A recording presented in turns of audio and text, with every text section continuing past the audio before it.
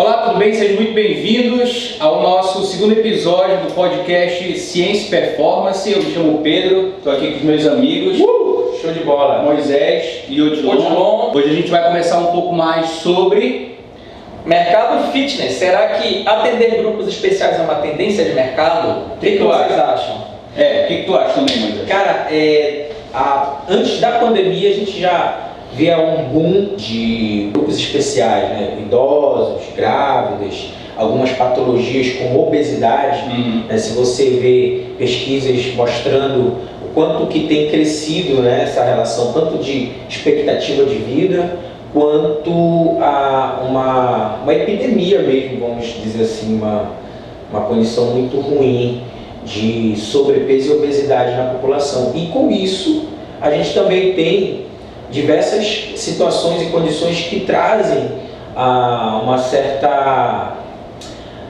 referência de patologias, né, na população. E quando a gente vê que algo está crescendo, então já abre um alerta de quê? De um público que a gente precisa estar atento, porque é uma forma de a gente trabalhar com algo e que isso tenha uma rentabilidade boa, né? Só que ao mesmo tempo a gente precisa ter um cuidado muito grande, porque quando a gente fala de patologias, quando a gente fala de grupos especiais, a gente fala de um grupo que é muito vulnerável a qualquer alteração que não seja controlada. Então, o conhecimento... Dá um exemplo aí. De você trabalhar com idoso, por exemplo. Se você trabalhar com idoso, geralmente o idoso ele tem algumas patologias já vindas, né, pela própria condição de hábito de vida que não foi muito bom, ou pela própria situação da fisiologia do envelhecimento. Então você tem idosos com hipertensão, idoso com diabetes, idoso com algum tipo de alteração cardíaca. Então não é só simplesmente dar aula para idoso, você vai precisar entender desses tipos de doença, a fisiopatologia dessas doenças e também como controlar as variáveis, volume, intensidade, para que você gere a intervenção, o estresse, e esse estresse gere algum tipo de melhora. E isso precisa ter muito cuidado. O idoso em si, o processo de envelhecimento, porque aparentemente tu falou que é uma doença, é uma condição ou é uma doença? Na verdade, tu fala do idoso em si? O processo de envelhecimento de estar idoso, né? O estar idoso em si é um grupo especial, tá? O idoso é um grupo especial. Mas o idoso em si vem sempre acometido de algum tipo de patologia. Não que o idoso em si seja uma doença, né? Mas assim, geralmente é muito provável que esse idoso já venha com algum tipo de patologia. Então entender essas patologias, entender que está crescendo esse público é muito interessante, porque você tem um grupo que está crescendo, é uma responsabilidade, porque você vai precisar estudar. É muito diferente, cara, tu trabalhar com alguém que quer só emagrecer, que não tem nenhum tipo de patologia, é muito mais simples, né? Dificilmente você vai ter algum problema. De que trabalhar com idoso, que é um público mais suscetível a qualquer mudança sem controle, entende? Então, geralmente o idoso ele vem com algum tipo de patologia e é necessário que você conheça a fisiopatologia para que você gere o estresse para gerar também o controle adequado daquelas variáveis de treinamento. Entendeu? É um grande exemplo disso também que eu tenho em mente. Os idosos que a gente trabalhou lá que eu não sei se tu ainda está trabalhando lá no LERES e no LABEX também, a parte de idoso e doença de Parkinson. Não adianta só conhecer a condição física do idoso, né? As alterações metabólicas que ele tem, sei lá, sarcopenia, por exemplo, aumento de gordura também, né? Baixa capacidade de gerar força, mas também, como tu falou, algo que vem atrelado ao processo de envelhecimento. Pode ser ou pode não ser, né? Depende muito do teu ponto ali de análise, né? Porque tem gente que fala que a doença de Parkinson surge da má alimentação, outros que... tem vários processos de açúcar. Mas como foi lá a tua relação ali, a tua vivência com esses grupos? Foi a melhor possível, foi na verdade uma escola. E quando a gente fala de grupos especiais, o que é curioso? Tem personal que fala assim, eu não quero trabalhar com grupos especiais. Eu falo assim, meu amigo, nem se você não quiser trabalhar, você vai atender um paciente com obesidade, um paciente com hipertensão celular, doença de Parkinson. Para vocês terem uma ideia da hipertensão, 2/3 dos idosos são hipertensos. Por conta da senescência celular. Acontece ali disfunção endotelial, aumento da resistência vascular periférica, aumento de pressão, rigidez arterial, então ele vai ter esse aumento pressório. E se você não entender da fisiopatologia, do sistema cardiovascular, como é que você vai prescrever exercício? Aí tem que ter esse cuidado. Normalmente o idoso... de remédio, né? De remédio, interação medicamentosa. O idoso tem uma vulnerabilidade, por exemplo, osteopenia, sarcopenia, osteoporose, doenças reumáticas, uma artrose. Doenças reumáticas também, né, cara? É muito presente. E a experiência lá, que foi a pergunta, foi ótima, porque nós trabalhamos com várias doenças. Ali é uma escola da vida. Sim. Trabalhamos com doença de Parkinson, Alzheimer. Trabalhamos com hipertensão. Tivemos um projeto de hipertensão que ficou quase 2 anos ali. Então, Mas o hipertensão era mais aplicar musculação, né? Não tinha treino cardio para isso. Nós comparamos, nós fizemos 2 protocolos. O grupo treinou aeróbio e o grupo treinou musculação. E depois nós invertemos, que a gente chama de estudo cruzado, né? E nós avaliamos a responsividade. Será que a pessoa que responde ao aeróbio, depois ela responde ao resistido?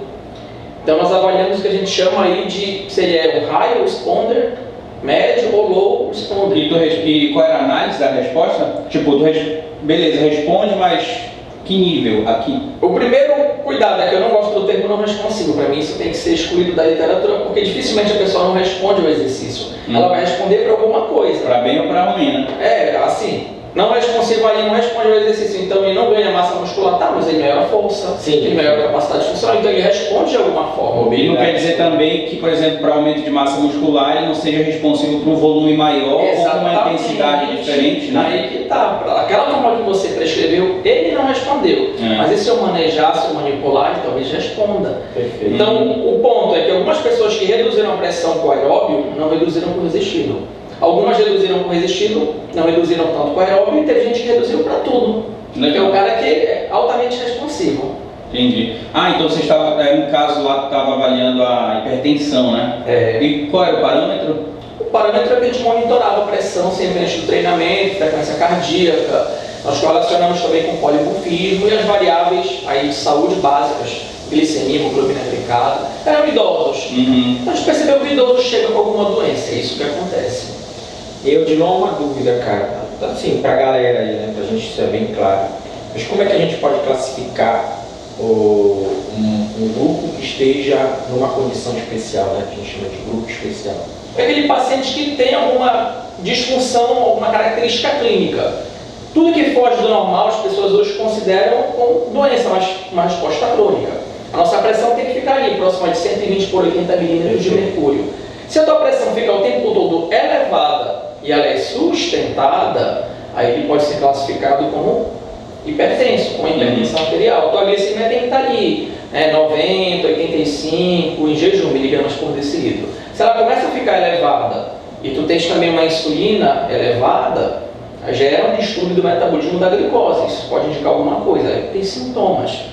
Então essa seria a característica clínica, para classificá-lo como portador de grupos especiais. E teve agora com a pandemia, né, um cuidado maior com essa galera, né? Sim. Com vários grupos especiais. Cita aí uns pra gente.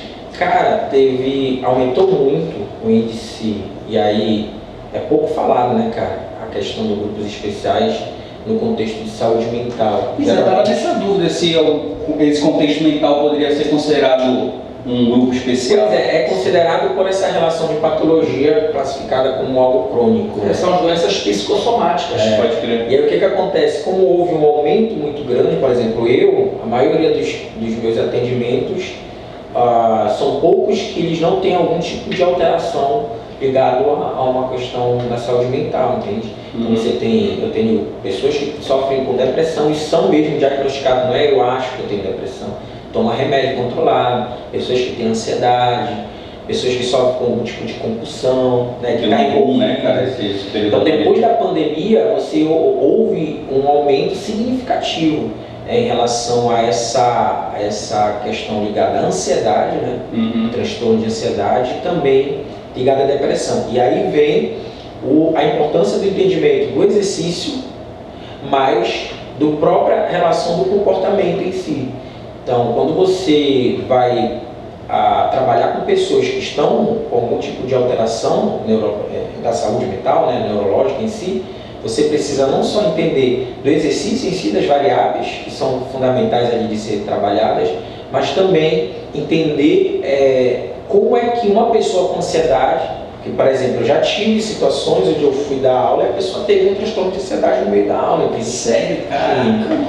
E aí o que eu pude? Eu tive que, naquele momento, pelo menos, frequência respiratória alterada, com medo de morrer, querendo correr e tal, querendo sair de lá, a confusão mental, né, dos pensamentos.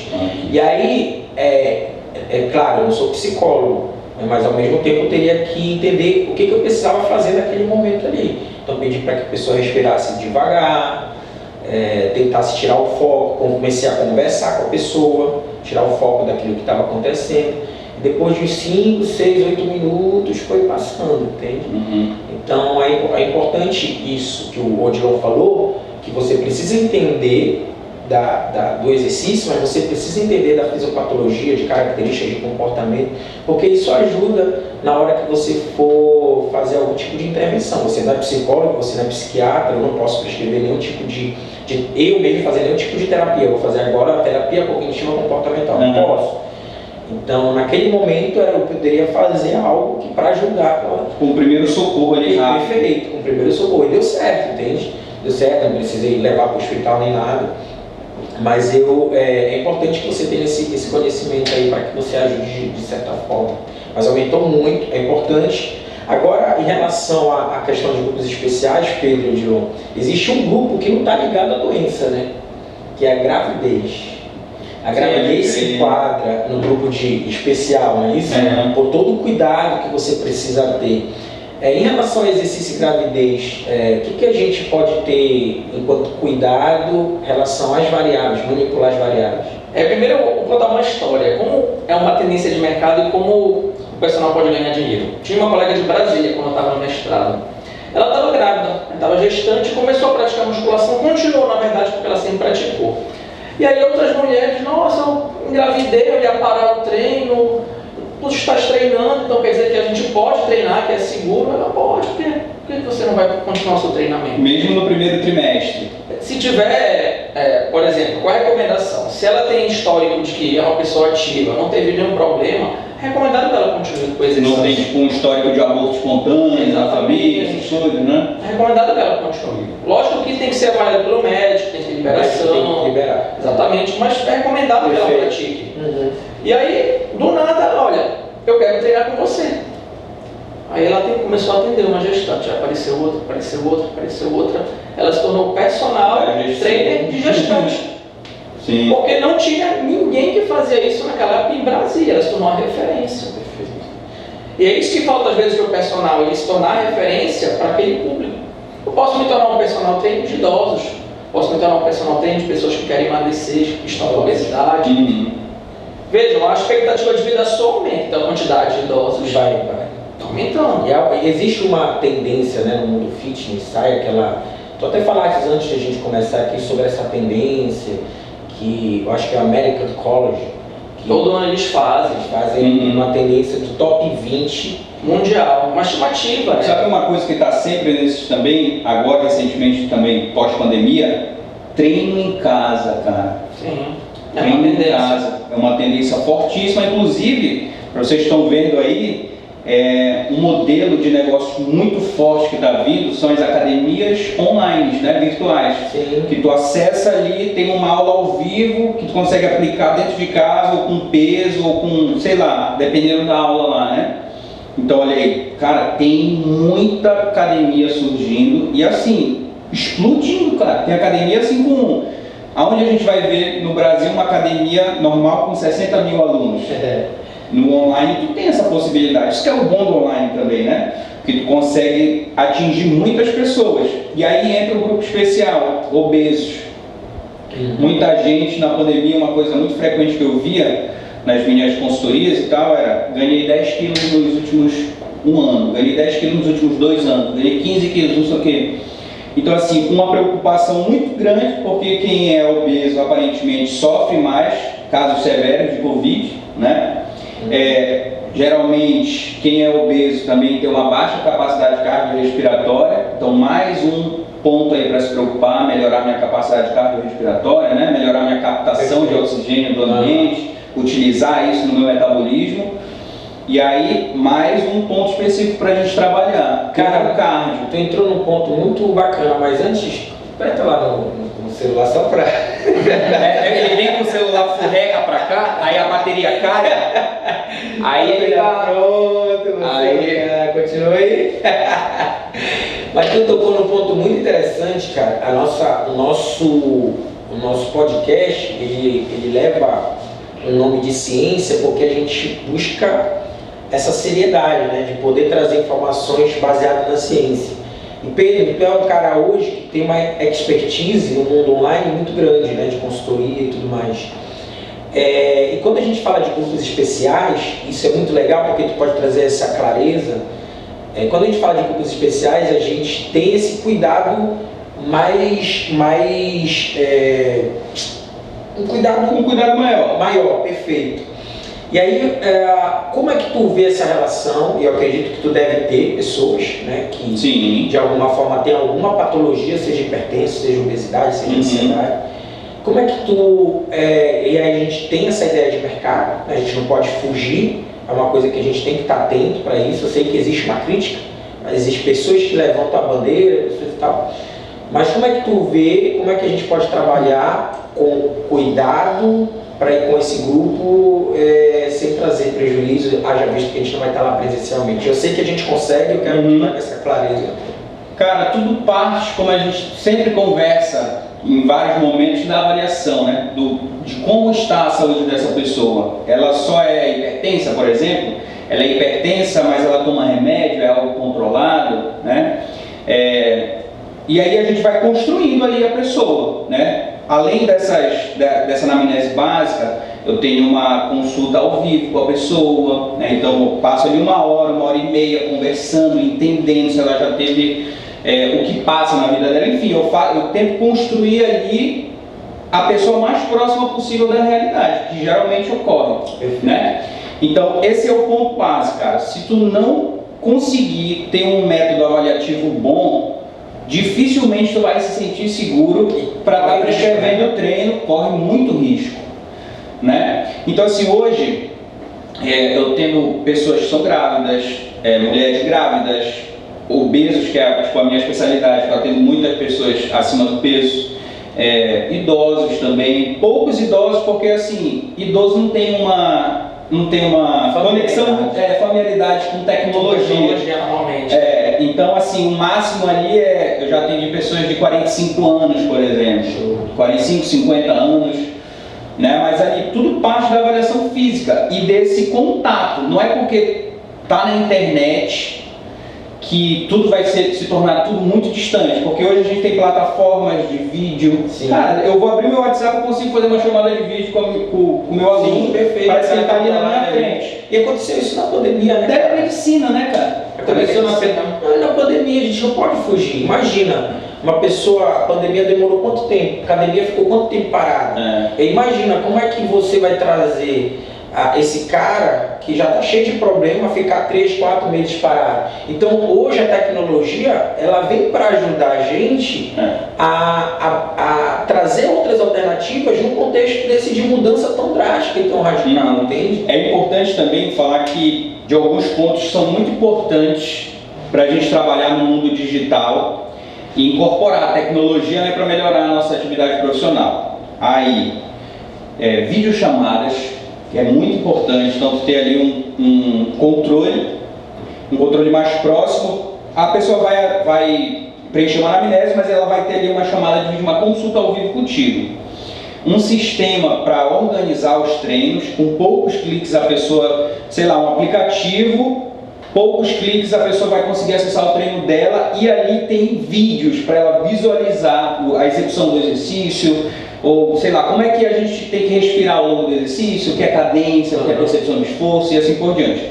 Isso ajuda muito, além da adesão do aluno ao teu trabalho. Perfeito. Então isso aumenta também chama de LTV, Long Time Value. Em inglês pesado, ele já falou alemão. Esse aí tá sabendo mais para saber, é nóis. Aí isso aumenta, né, o tempo de vida do aluno contigo. E outra coisa importante, o WhatsApp, cara, contato direto, como é que tá aí, como é que foi do treino. Né? Então, a gente colocando tecnologia nesses 3 pontos, tu consegue ajudar muito teu aluno de várias formas, né? Acessibilidade, acelerar o processo ali, aumentar, aumentar o tempo de vida dele contigo, né? E é isso, e aí tu tem um retorno financeiro também no fim das contas, né? Eu de nome diz 2 coisas, cara. Primeiro, essa relação do online é possível que o profissional de educação física eles tenham um olhar mais esperto, né? Tipo, pô, acho que eu estou perdendo uma oportunidade. E a outra, cara, em relação... Não, vou deixar essa pergunta para ti depois. Tu responde essa aí do mercado. Tá. Especificamente para grupos especiais, se a tecnologia é aplicável. Perfeito. Se a tecnologia é aplicável para grupos especiais, eu diria que sim. Desde que o professor saiba monitorar, como o Pedro falou. Então, é bem simples. Bora dar um exemplo. Tu atendes uma pessoa que está com hipertensão arterial. Qual é o procedimento padrão? Verificar a pressão antes do exercício, mas tu não estás lá. Perfeito. Mas tu pode falar para ele, olha, compre um aparelho semiautomático, a gente liga a câmera, eu vou te auxiliar e me mostra como é que está a sua pressão. Colocou o aparelho, modelo semiautomático, digital, ele aperta um botão, seguindo todo o procedimento, bexiga vazia, costa bem apoiada, braço à altura do coração, tu vais direcionar o paciente, o teu aluno. Olha, esse posicionamento você vai ficar assim, 5 minutos sem repouso, aí ele vai te dar o valor. Esse é aquele que tu coloca, que tu clica, ele vai pressionando. É o de punho, mas eu sempre recomendo o de braço porque ele é mais credível, preferencialmente de braço. E às vezes é isso que falta ao profissional, porque ele quer trabalhar com grupos especiais, mas ele não investe, ele não compra um glicosímetro. Tem que investir. Aí você vai ter que investir, você que está estudando isso, tem que investir, exatamente. Comprar um aparelho de pressão arterial, um glicosímetro, um frequencímetro, como o Pedro falou. Tem que ter, cara. Tem que ter, porque é a nossa ferramenta de trabalho. Que diferencia também, né? É uma diferença absurda. Eu já atendi pessoas que tinham hipertensão e o professor antigo não monitorava a pressão. Por isso, ele trocou e quando eu comecei a atender, ele falou, olha, João, está me monitorando. Perfeito. E isso é legal porque se eu também estou atendendo online, eu registro esse valor. Olha, a pressão no primeiro mês estava 140 por 90. Aí no segundo mês baixou para 180 por 80. Eu monto um gráfico de livro de decaimento.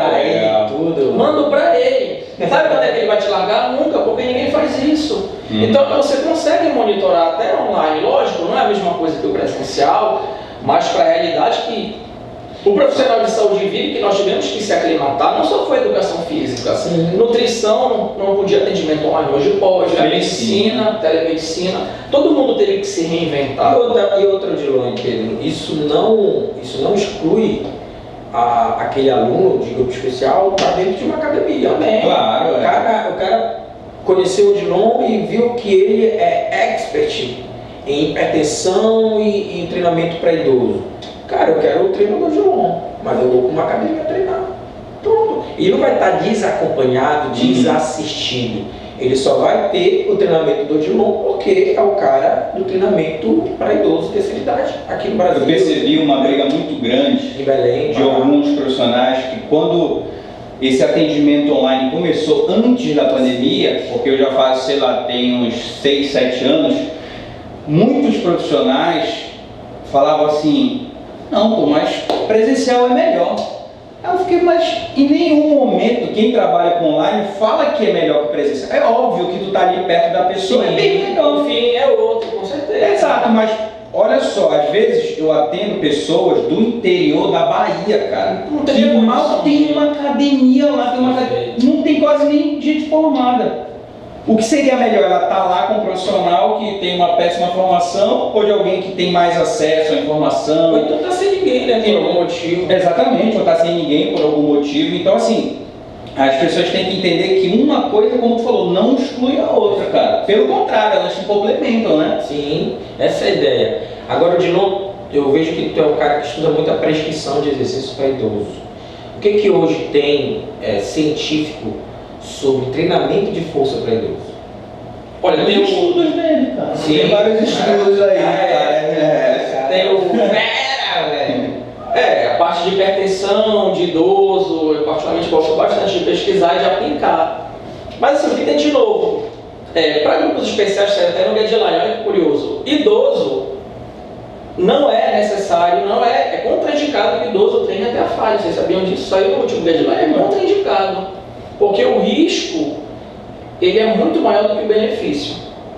Como o risco ele é muito maior do que o benefício, lógico, não é para ele treinar leve. A recomendação é que o idoso treine entre moderada intensidade e intensidade vigorosa.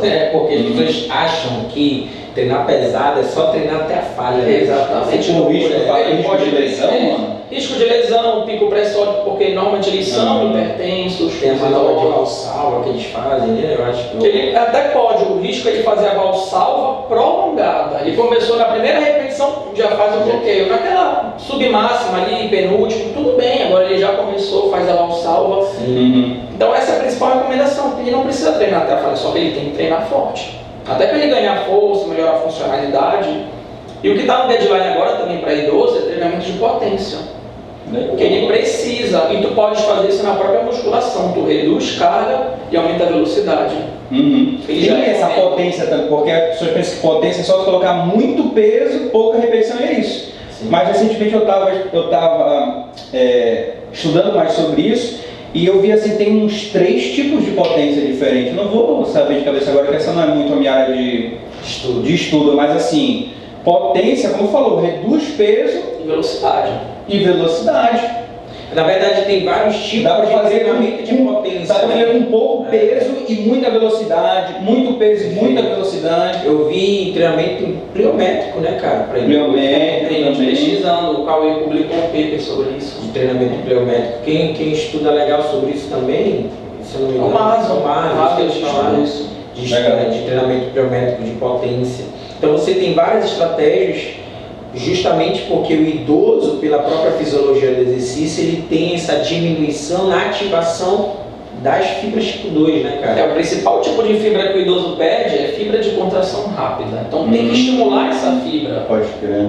Ou seja, é o principal. Não é legal o idoso ficar só caminhando. Não, ele tem que fazer as duas atividades, tem que ter força. Eu até brinco que quando eu faço uma pirâmide, né, de prescrição para o idoso, a base é força. Perfeito. A base ele tem que ter força. Lógico, ele faz o aeróbio, prescreve o aeróbio, pode fazer intervalado, tem protocolos de HIIT para idoso, ele deve fazer, deve. Mas a base, quando se fala de senescência e envelhecimento, é força. Sim. Eu que dou aula de eu sou aqui eu que dou aula de atividade aquática, né? E eu sei que idoso gosta muito de hidroginástica. E aí uma das coisas que eu bato muito dá para trabalhar dentro da atividade aquática. Perfeito. Com treino de força na água. Treino de força na água, treino aeróbico de alta intensidade na água, você tem como controlar isso. Por quê? Porque você precisa ter a noção de que o idoso precisa ativar fibras tipo 2. Uma das maiores causas de morte idoso é fratura. E essas fraturas vêm como? Na maioria das vezes, muito como queda, né, Odilon? Então você tem que ter um cuidado muito grande em relação a isso. Então não é proibido o idoso fazer musculação, não vai quebrar o osso dele. Não, deixa que você maneje, desde que tu não deixa um peso caindo em cima do pé dele. E mesmo que ele tenha alto grau de osteoporose, já tenha risco de fratura ou já venha com algum tipo de fratura, tu achas, como é que seria essa ideia aí? Tem uma tese, não sei se é tese ou dissertação, eu não lembro agora, mas o Michel Arias Brentano, e ele fez uma progressão, ele pegou idosos mais fragilizados, né, em termos de osteoporose, praticamente osteoporose 100 mil, começou na água, depois progrediu para o treinamento de força tradicional, musculação tradicional. Nada te impede de começar na aula. Legal, essa progressão é muito interessante também. Pode fazer. Porque às vezes, para aquela parte de microfone que eu perdi. Aproxima. Porque às vezes o benefício, ele não. Às vezes não, cara. O benefício ele nunca pode ser sempre o levado em consideração, tem que ser o risco, né? Tem que avaliar o risco e o benefício. Então, às vezes, existe benefício para o idoso dentro da musculação? Existe. Mas se existe também um risco muito grande de fratura, é melhor levar ele para um ambiente que tenha menor risco, que ele vá evoluir de uma forma adequada. Preparou esse cara, ele pode ir para um ambiente onde ele consiga... Essa progressão é interessante. Eu estava conversando recentemente com o Adriano França. Sim. E aí ele está fazendo crossfit, alguma coisa assim. Aí ele falou, tem me questionado muito sobre essa questão de periodização, cara. Se a gente tem que, de fato, só periodizar com... Mas isso eu acho que é uma coisa que a gente já, na real, já estuda há muito tempo, né? Só que ele veio tocar agora. Pra mim, agora eu entendo mais que a periodização, na real, a gente consegue fazer ela com diferentes modalidades e de fato é até interessante a gente fazer com diferentes modalidades, do tipo, vou fazer musculação, sei lá, um mês, aí fazer crossfit no outro, mas também depende muito do objetivo, né, que a gente quer. A periodização ela sempre vai depender de um objetivo. Se o teu objetivo quero ter o maior número a maior vivência motora possível, beleza, tu faz diferentes tipos de esportes e tudo mais. Eu acho que a periodização é aquela tradicional, tal, que você tem macrociclo, mesociclo, microciclo, de choque, né, e tudo isso. Hoje está se reavaliando isso até dentro do próprio esporte, porque hoje mudou muito, né? Você vai colocar microciclo regenerativo. Você vai colocar no futebol, né? Então você vê que mudou muito, então não tem. Então, eu acho que para o nosso mundo de grupo especial, né, para essa relação do grupo especial, eu acho que vale o planejamento e, se for periodizar, a ideia é periodizar para que você dê continuidade nas adaptações fisiológicas necessárias para que esse grupo ele continue melhorando adequadamente. Por que eu estou falando isso? Mais uma vez, voltando para a água. Às vezes, o idoso vai fazer hidroginástica e é o mesmo estímulo a vida inteira. E aí não tem como melhorar. O cara está socializando, né? Está melhorando lá a questão da saúde mental. Mas não é só isso, né, cara? Galera, não estudou o pilar do treinamento físico, variabilidade do estímulo. Mas é sobrecarga progressiva. Então essa sobrecarga progressiva, ela pode ser colocada no contexto de periodização, mas eu entendo que a periodização ela não necessariamente precisa ser essa tradicional, né? Você vai trabalhando com o estímulo, quando você fala de treinamento funcional, você tem estratégias de periodização, mas todas elas são adaptadas àquele contexto específico, para aquele grupo que está sendo. Então é sair da caixinha mesmo. E aquela tua pergunta em relação ao que do personal que tu falaste? O personal que começa a atender grupos especiais, o que ele tem que começar a fazer? Uma dica prática para que ele aplique agora ou amanhã? Cara, escolher um grupo. Perfeito, definir um nicho, né? Definir um nicho. Eu não estou dizendo que ele não possa trabalhar com outros nichos, mas eu acho que para ele se concentrar, para ter mais a chance de sucesso, escolheria um nicho. Vou trabalhar com idoso, ok. Então, eu vou estudar tudo sobre idoso, vou estudar as patologias mais comuns em idoso, e aí eu vou começar a atender esse público para ter esse retorno, né? Tão esperado no personal trainer. E tu, Pedro? Eu diria que ele tem que estudar também algumas ferramentas tecnológicas, porque tem alguns grupos, como falou, idoso. Como é que vai conseguir trabalhar com o idoso online, por exemplo? Ele tem uma dificuldade muito grande, né? Na parte tecnológica. Então, assim, qual é o jeito mais simples e rápido que ele consegue utilizar essa tecnologia aqui com poucos cliques e a gente conseguir se conectar? Ou assim, vou criar algumas estratégias para facilitar o aprendizado, entendeu? Então, vou gravar alguns vídeos aqui, vou gravar alguns tutoriais e vou, usar uma plataforma bem simples como o WhatsApp, por exemplo, para trabalhar com ele, entendeu? Ou já ter uma outra plataforma, mas ao invés de tentar ajudar ele a se cadastrar e tudo mais, tu enviar um link direto pelo WhatsApp. Então, Eu acho que incorporar a tecnologia é muito importante, mas tu saber como incorporar também essa tecnologia a esse grupo especial. Perfeito. Sei lá, a gente que sofre muito com ansiedade, eu acho que eu não estimularia ele a estar usando muito celular, sei lá, né? Porque aí o celular pode ser um gatilho muito fácil para ele estar utilizando, para ele estar, né, vendo outras coisas, enfim, eu acho que cuidar um pouco desse mecanismo que tu vai utilizar tecnológico para facilitar. Para não prejudicar. Para não prejudicar o processo, exatamente. E eu colocaria, definir um nicho, isso é muito importante. Eu até brinco, você não pode atender todo mundo. Um personal que quer atender pessoas com obesidade, pessoas com cardiopatia, que infartaram, pessoas que tiveram câncer, né, paciente oncológico, não dá. Perfeito. O médico, ele se especializa em uma área. Eu até brinquei, eu estava lá no condomínio, quando eu morava com a minha mãe, e aí estava tendo uma gincana, aí souberam que era professor de educação física. Aí eu disse, não, tu vai ministrar uma aula de dança. Essa não acredito que eu perdi. Aí eu falei, não sei nem contar os 8 tempos e tal. Mas é isso, eu falei, não vai rolar, eu não sei nada de dança, eu não sou professor de dança. Aí a mulher, mas tu és professor de educação física? Isso é um absurdo, falou assim mesmo. Aí eu falei pra ela, tá, se a senhora tá com um problema no coração, a senhora vai no neurologista? Ela, não, vou no cardiologista. Eu falei, então, educação física é a mesma coisa, a minha área, treinamento de força, grupos especiais, idoso, eu trabalho com isso. Então eu sei dança, explicar para ela, eu tenho que definir esse nicho. A pessoa não define, não adianta. Quando você define seu nicho, você tem que estudar o mercado, mas também a parte técnica. Estudar a fisiopatologia. A parte técnica é o básico. É o básico do básico, mas tem que investir, tem que estudar a parte técnica e comprar os instrumentos, os aparelhos, para que você faça um monitoramento adequado. Eu acho que a parte também importante que o Pedrinho falou, que trabalha muito com essa questão de mídia, de marketing, é que se você trabalha com grupos especiais, você tem que postar o conteúdo voltado para o teu nicho. Perfeito. Se você, eu sigo um cara que ele só atende idoso, atende os idosos em casa. Ele é personal home trainer de idoso. Ele atende os idosos em casa, ele só posta, né, conteúdo sobre idoso, exercício físico idoso, avaliação do idoso. Então ele já definiu o nicho dele, já tem um curso online dele. Então essa é uma estratégia. Muito bom, muito bom. Cara, tá aí, no nosso próximo podcast a gente vai trabalhar sobre empreendedorismo, né, cara? Empreendedorismo, né? A gente vai trazer várias estratégias aqui, onde você pode visualizar melhor. E todo mundo é empreendedor aqui, né?